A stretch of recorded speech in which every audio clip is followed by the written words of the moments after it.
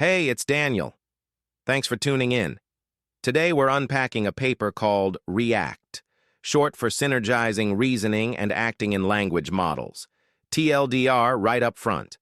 When you let a language model think step by step and also take actions in the world, like searching or looking things up, you get fewer hallucinations and better task success than doing either one alone.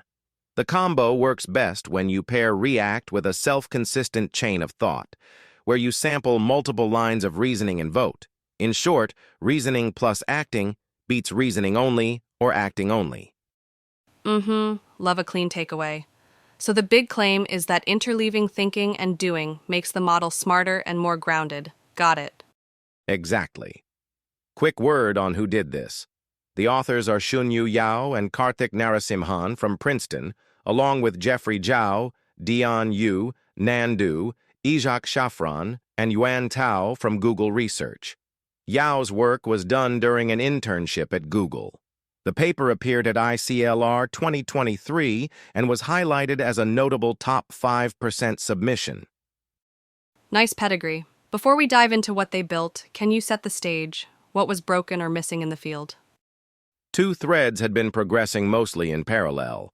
First, reasoning with chain-of-thought prompts, where the model writes down its steps. That helps it organize its thinking, but it still relies on whatever it already knows, which is where hallucinations creep in. Second, acting or tool use, where the model issues commands to search, browse, or click around an environment. That gets you fresh information, but without an explicit reasoning trace, the model can flail, lose track of the plan, or fail to synthesize everything at the end. So we had models that think but don't check, and models that check but don't really think out loud. Exactly.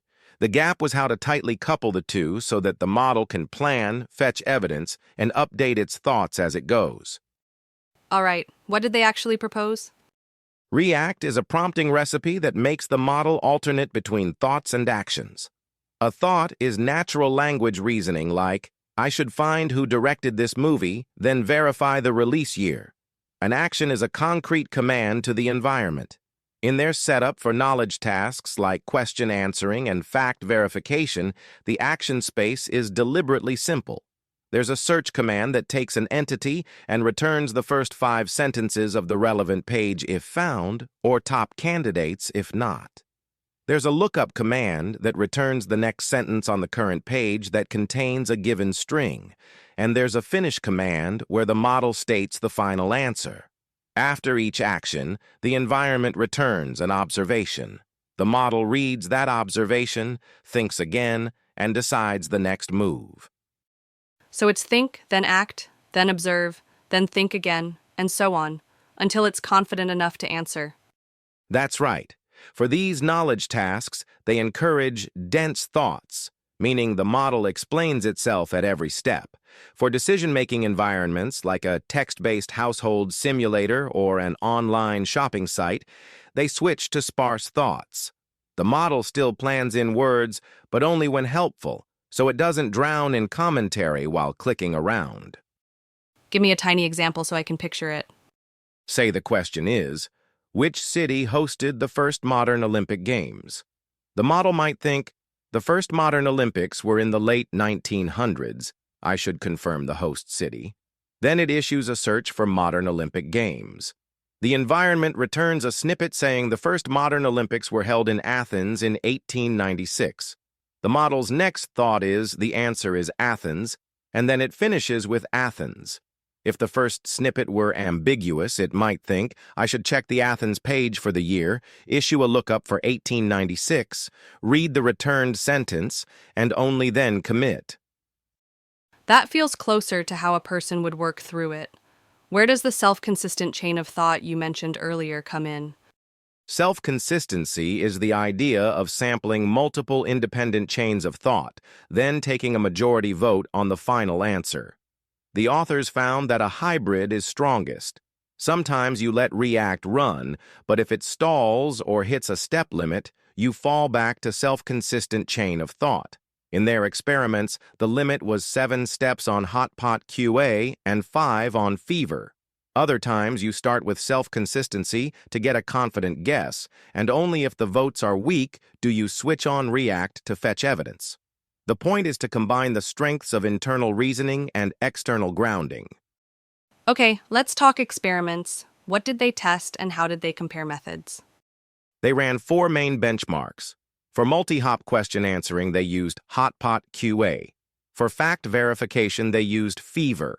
For decision-making, they used ALF World, which is a text-based home environment with tasks like put the apple in the fridge and Web Shop, an e-commerce simulator with a large catalog and natural language shopping instructions. The standard Web Shop test uses 500 instructions. And the models? The primary model was PALM with 540 billion parameters.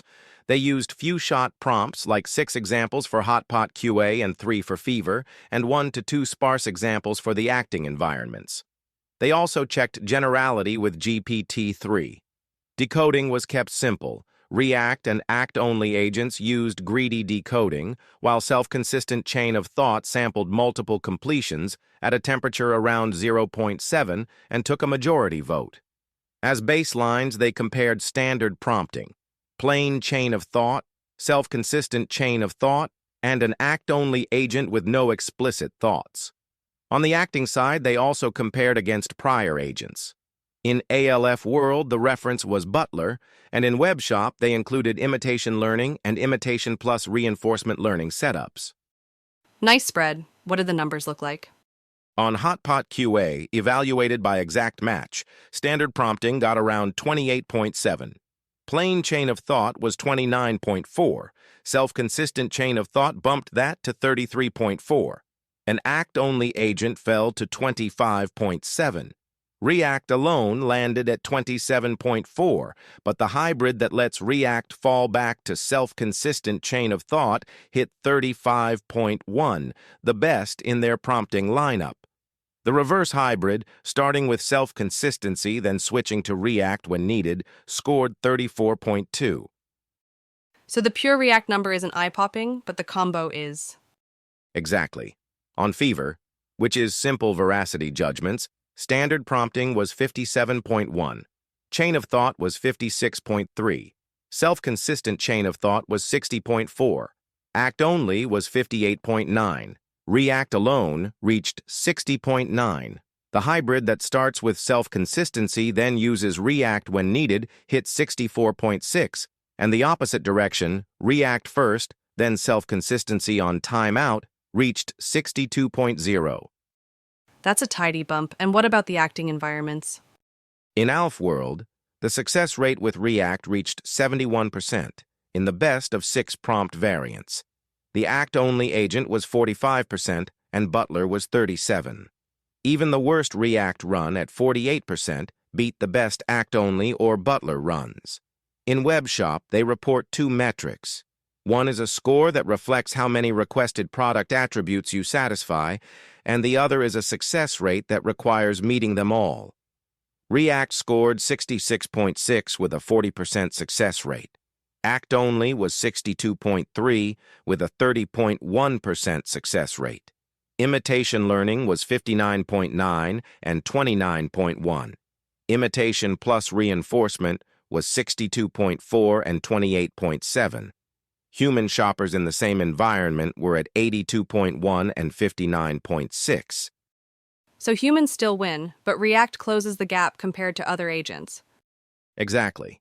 One more finding I love. They fine-tuned much smaller models using about 3,000 successful ReAct trajectories, meaning full sequences of thoughts, actions, and observations. With that supervision, Palm 8 billion and Palm 62 billion beat all the prompt-only setups, including the giant 540 billion parameter model. That suggests that teaching the format of think, act, observe is a really efficient way to make smaller models capable. That's encouraging for people without a hyperscaler's compute budget. Quick check on hallucinations. You mentioned fewer hallucinations earlier. How did they measure that? They manually audited samples. On Hotpot QA, among successful cases, false positives due to hallucination were 6% for ReAct versus 14% for chain of thought. Among failures, hallucination accounted for 0% of ReAct failures, but 56% for chain of thought. In other words, when ReAct goes wrong, it's more likely because the search came back unhelpful or the reasoning path was off, rather than the model making up facts. That's a really important distinction. You can fix bad searches or step-by-step logic, but hallucinations are trickier because you don't even know you should be checking. Exactly. The explicit back and forth with the environment gives you a breadcrumb trail that's easier to audit and improves trust. All right, let's put on the skeptic hat. What should listeners watch out for here? A few things. First, reproducibility. Many headline experiments use Palm, which isn't publicly available. The authors did provide materials for running on accessible models, but duplicating the exact PaLM numbers is tough for most labs. Second, the retrieval tool for the knowledge tasks is intentionally weak. You get the first 5 sentences of a page and a simple keyword lookup. That's great for isolating the effect of reasoning, but it underplays what a strong retriever or full-blown question-answering pipeline can do. Third, the switching between ReAct and self-consistent chain of thought relies on hand-tuned thresholds, like how many steps you let ReAct take before backing off. A learned controller that reasons about uncertainty could be cleaner. Fourth, they mostly use greedy decoding on the acting side, which can lead to loops or brittle plans. And finally, scope. ALF World and the 500 instruction web shop test are meaningful, but still modest in size. Bigger, messier real web scenarios could reveal additional failure modes. That's fair. None of those feel like deal breakers, more like open invitations to extend the work. Speaking of which, where would you push this next? I'd start by giving ReAct better tools. Pair the reasoning steps with a strong retriever, tables, calculators, and domain APIs. That should boost accuracy and reduce the number of steps needed. Next, replace the heuristic switching with a learned policy that decides when to think, when to act, and which tool to call, ideally guided by uncertainty estimates. I'd also experiment with decoding strategies that discourage loops, like planning-aware constraints or a small amount of beam search tuned for stability. On the training side, scale up the fine-tuning set beyond 3,000 trajectories and mix in diverse tasks. You can combine that with reinforcement learning to optimize not just for answers, but for efficiency and safety. I'd love to see human-in-the-loop editing of thoughts formalized, too. Imagine a supervisor nudging the intermediate reasoning rather than only scoring the final answer. And finally, test at web scale. Let the agent operate across open websites and messy product catalogs with noisy text, images, and tables. That would really stress test grounding and long horizon planning. I like that vision. It's almost like teaching a research assistant how to work. Start by thinking on paper, look things up, check your sources, revise your plan, and only then write the conclusion. ReAct is basically giving that workflow to a model. Well put. And the key is that the workflow becomes the supervision. When you store whole trajectories of thoughts, actions, and observations, you can train smaller models to internalize the pattern without needing 1 trillion tokens of generic text. I want to circle back to one subtlety you mentioned, dense versus sparse thoughts. Why not always make the model explain everything at every step?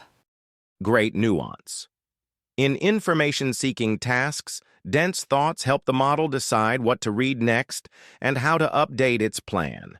In fast-paced environments with lots of clicking or navigating, dense narration can be a tax. It slows you down and offers little extra signal. Sparse thoughts keep the trajectory focused on key decisions, so the right choice depends on the environment. Got it. And is this approach model-specific, or can you plug it into different language models? The paper shows it's model agnostic. They demonstrate with Palm and also with GPT-3. In practice, any model that can follow few-shot prompts and call tools can run ReAct. The main ingredients are the prompt format, the action interface, and the discipline of recording observations and thoughts. This is making me think about interpretability. Even if the model is wrong, you now have a readable trail. That's powerful for debugging and for governance. Totally. If an answer seems off, you can inspect the search results it used, the jumps it made in reasoning, and decide whether to trust it or ask it to try a different path. All right, let's land the plane. If someone remembers just a handful of facts from today, what should they keep? First, reasoning plus acting beats either alone. Second, the best results came from combining ReAct with self-consistent chain of thought, especially on Hotpot, QA, and Fever. Third, in decision-making environments like ALF World and WebShop, ReAct delivered big gains in success rates over prior agents.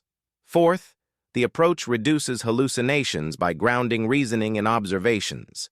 And finally, small models fine-tuned on a few thousand ReAct trajectories can outperform prompt-only use of giant models. And the caveats are that some experiments rely on a non-public model. The retrieval tool was intentionally simple, and there are open questions about learned control, decoding, and scale. Exactly. But as a practical recipe, ReAct is both simple and surprisingly effective. If you're building an agent today, start by making it think in words, give it a couple of carefully chosen tools, and log the full loop of think, act, and observe. You'll get better answers and a paper trail you can trust. I'm sold. Thanks for walking us through it, Daniel, and thanks to you for listening. If this sparked ideas, try sketching your next agent as a ReAct loop and see how far it takes you. See you next time.